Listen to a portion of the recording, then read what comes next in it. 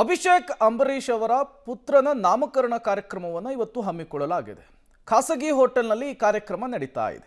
ಈ ಕಾರ್ಯಕ್ರಮಕ್ಕೆ ದರ್ಶನ್ ಬರ್ತಾರಾ ಅನ್ನುವಂತಹ ಪ್ರಶ್ನೆ, ಮದರ್ ಇಂಡಿಯಾ ಮೇಲೆ ನಟ ದರ್ಶನ್ ಮುನಿಸು ವಿಚಾರ, ಅಂಬಿ ಮೊಮ್ಮಗನ ನಾಮಕರಣಕ್ಕೆ ಹೋಗ್ತಾರಾ ದಾಸ ಅನ್ನುವಂತಹ ಪ್ರಶ್ನೆ.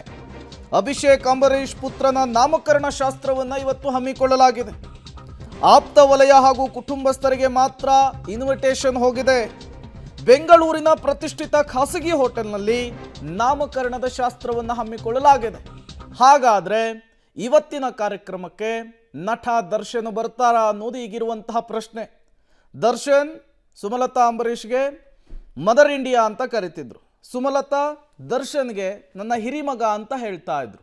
ರೇಣುಕಾಸ್ವಾಮಿ ಹತ್ಯೆಯ ನಂತರ ಇವರಿಬ್ಬರ ಈ ಸಂಬಂಧ ಅಥವಾ ಬಾಂಧವ್ಯದಲ್ಲಿ ಬಿರುಕು ಮುಟ್ಟಿದೆ ಅನ್ನುವಂತಹ ಮಾತುಗಳು ಕೇಳಿ ಬರ್ತಾ ಇತ್ತು.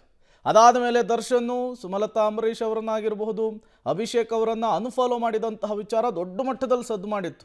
ಸ್ವತಃ ಸುಮಲತಾ ಅಂಬರೀಷ್ ಅವರೇ ಪಬ್ಲಿಕ್ ಟಿವಿಗೆ ಕ್ಲಾರಿಫಿಕೇಶನ್ ಅನ್ನು ಕೊಟ್ಟಿದ್ರು. ಆ ರೀತಿಯ ಯಾವುದೇ ಬೆಳವಣಿಗೆಗಳಾಗಿಲ್ಲ, ಅದು ಅವರ ವೈಯಕ್ತಿಕ ವಿಚಾರ ಅಂತ ಹೇಳಿದರು.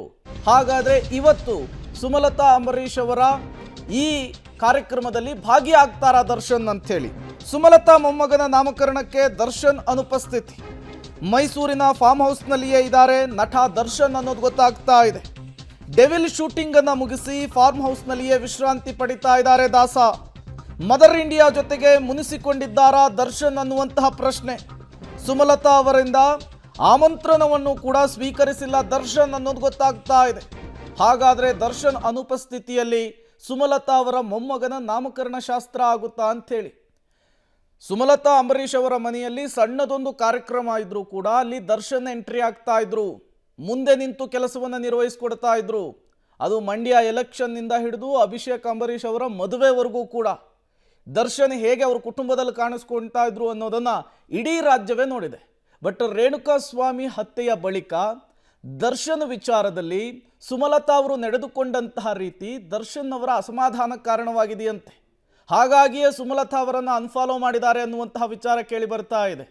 ಇಲ್ಲಿಯವರೆಗೂ ಕೂಡ ದರ್ಶನ್ ಜೈಲಿನಿಂದ ಹೊರಬಂದ ಮೇಲೆ ಅಭಿಷೇಕ್ ಅವರನ್ನಾಗಲಿ ಸುಮಲತಾ ಅವರನ್ನಾಗಲಿ ಭೇಟಿ ಮಾಡುವಂತಹ ಕೆಲಸ ಮಾಡಿಲ್ಲ. ಹಾಗಿದ್ದಾಗ ಇವತ್ತಿನ ಈ ನಾಮಕರಣ ಶಾಸ್ತ್ರದಲ್ಲಿ ಸುಮಲತಾ ಅಂಬರೀಷ್ ಅವರ ಕುಟುಂಬದ ಕಾರ್ಯಕ್ರಮದಲ್ಲಿ ಭಾಗಿಯಾಗ್ತಾರಾ ಅನ್ನೋದು ಪ್ರಶ್ನೆ.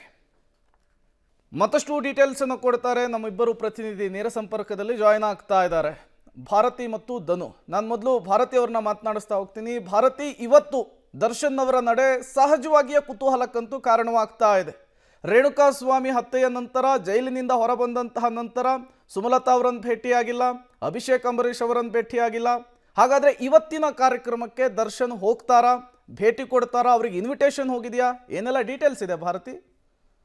ಹೌದು ಪ್ರೇಮ್, ಸುಮಲತಾ ಹಾಗೂ ದರ್ಶನ್ ನಡುವೆ ಬಿರುಕು ಉಂಟಾಗಿದೆ, ಅಸಮಾಧಾನ ಉಂಟಾಗಿದೆ ಅನ್ನೋದಕ್ಕೆ ಇವತ್ತು ಒಂದು ಕ್ಲಾರಿಟಿ ಸಿಗುವ ಸಾಧ್ಯತೆ ಇದೆ. ಹೌದು, ದರ್ಶನ್ ಅವರು ಸದ್ಯದ ಮಾಹಿತಿ ಪ್ರಕಾರ ಫಾರ್ಮ್ ಹೌಸ್ನಲ್ಲೇ ಇದ್ದಾರೆ. ಯಾಕಂದರೆ ಡೆವಿಲ್ ಚಿತ್ರದ ಶೂಟಿಂಗ್ ಶುಕ್ರವಾರದವರೆಗೂ ನಡೆದಿತ್ತು. ಶನಿವಾರ ಫಾರ್ಮ್ ಹೌಸ್ಗೆ ಬಂದಿರೋ ದರ್ಶನ್ ಅಲ್ಲೇ ಇದ್ದಾರೆ ಅನ್ನೋ ಮಾಹಿತಿ ಸದ್ಯಕ್ಕೆ ದೃಢವಾಗಿದೆ. ಹೀಗಾಗಿ ದರ್ಶನ್ ಅವರು ಯಾವುದೇ ಕಾರಣಕ್ಕೂ ನಾಮಕರಣ ಸಮಾರಂಭಕ್ಕೆ ಬರ್ತಿಲ್ಲ ಅಂತ.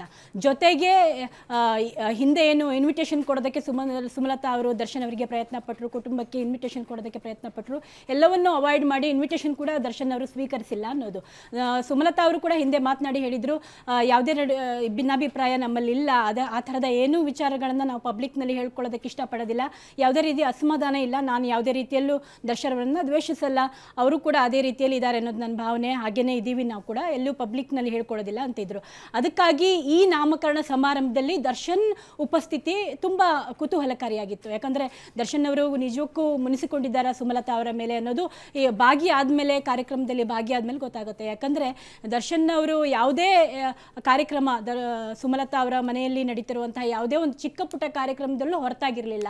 ಎಲ್ಲೇ ಇದ್ರೂ ಕೂಡ ಅದು ತಮ್ಮ ಮನೆಯ ಕಾರ್ಯಕ್ರಮ ತುಂಬ ನೀಡ್ತಾನೋ ಅನ್ನೋ ವಿಚಾರವನ್ನು ಮನಗಂಡು ಅವರು ಉಪಸ್ಥಿತರಿರ್ತಿದ್ರು. ಹೀಗಾಗಿ ದರ್ಶನ್ ಅವರು ಈ ಬಾರಿ ಅಂದರೆ ನಾಮಕರಣಕ್ಕೆ, ಅದರಲ್ಲೂ ಅಂಬರೀಷ್ ಅವರ ಮೊಮ್ಮಗನ ನಾಮಕರಣಕ್ಕೆ ಅನುಪಸ್ಥಿತಿ ಗೈರಾಗಿರೋದು ನಿಜಕ್ಕೂ ನಿಗೂಢವಾಗಿದೆ. ಇದು ಅವರಿಬ್ಬರ ನಡುವೆ ಅಂದರೆ ಅಂಬರೀಷ್ ಕುಟುಂಬ, ಸುಮಲತಾ ಅವರು ಹಾಗೂ ದರ್ಶನ್ ಅವರ ನಡುವೆ ಅಸಮಾಧಾನ ಅಂತೂ ಉಂಟಾಗಿದೆ ಅನ್ನೋದನ್ನು ದೃಢೀಕರಣ ಕೊಡಿಸ್ತಿದೆ ಪ್ರೇಮ್. ಓಕೆ ಭಾರತಿ, ಹಾಗೆ ಸಂಪರ್ಕದಲ್ಲಿರಿ, ಮತ್ತಷ್ಟು ಡೀಟೇಲ್ಸ್ ಅನ್ನ ನಿಮ್ಮಿಂದ ಪಡಿತಾ ಹೋಗ್ತೀವಿ. ನಮ್ಮ ಮತ್ತೊಬ್ಬ ಪ್ರತಿನಿಧಿ ಧನು ಕೂಡ ನೇರ ಸಂಪರ್ಕದಲ್ಲಿ ಜಾಯಿನ್ ಆಗಿದ್ದಾರೆ, ಅವರನ್ನು ಕೂಡ ಮಾತನಾಡಿಸ್ತಾ ಹೋಗ್ತೀನಿ.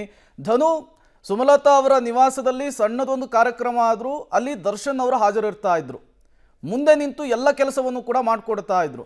ಇವತ್ತು ಸುಮಲತಾ ಅಂಬರೀಷ್ ಅವರ ಮೊಮ್ಮಗನ ನಾಮಕರಣ, ಇದಕ್ಕೆ ದರ್ಶನ್ ಅವರ ಆಗಮನದ ವಿಚಾರಕ್ಕೆ ಸಂಬಂಧಪಟ್ಟಂತೆ ಏನಾದರೂ ನಿರೀಕ್ಷೆಗಳನ್ನು ಇಟ್ಕೊಬಹುದಾ? ದರ್ಶನ್ ಬರುವಿಕೆಯ ಬಗ್ಗೆ ಮೂಲಗಳ ಬಗ್ಗೆ ಏನಾದರೂ ಮಾಹಿತಿಗಳು ಸಿಗ್ತಾ ಇದೆಯಾ, ಹೇಗೆ ಅಂತ ಹೇಳಿ ಧನು?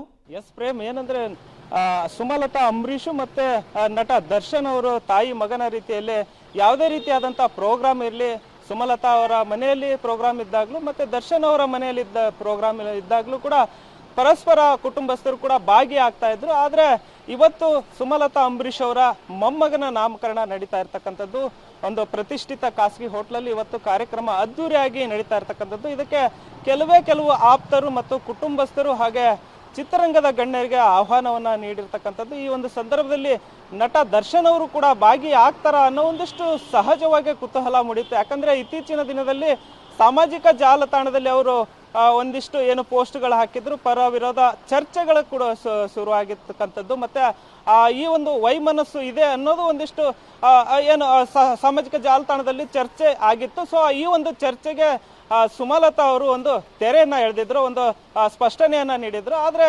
ಇವತ್ತು ಈ ಕಾರ್ಯಕ್ರಮದಲ್ಲಿ ಭಾಗಿಯಾಗಿದ್ರೆ ಇದು ಯಾವುದೇ ರೀತಿಯಾದಂತಹ ಮುನಿಸು ಮತ್ತೆ ವೈಮನಸ್ಸು ಇಲ್ಲ ಅನ್ನೋದು ಸ್ಪಷ್ಟವಾಗ್ತಾ ಇತ್ತು. ಆದ್ರೂ ಕೂಡ ಇವತ್ತಿನ ಕಾರ್ಯಕ್ರಮದಲ್ಲಿ ಭಾಗಿಯಾಗದೆ ಮುಂದಿನ ದಿನದಲ್ಲಿ ಯಾವತ್ತಾದ್ರೂ ಬಂದು ಹೋಗುವಂತ ಸಾಧ್ಯತೆಗಳು ಕೂಡ ಇರುವಂತಹದ್ದು ಪ್ರೇಮ್.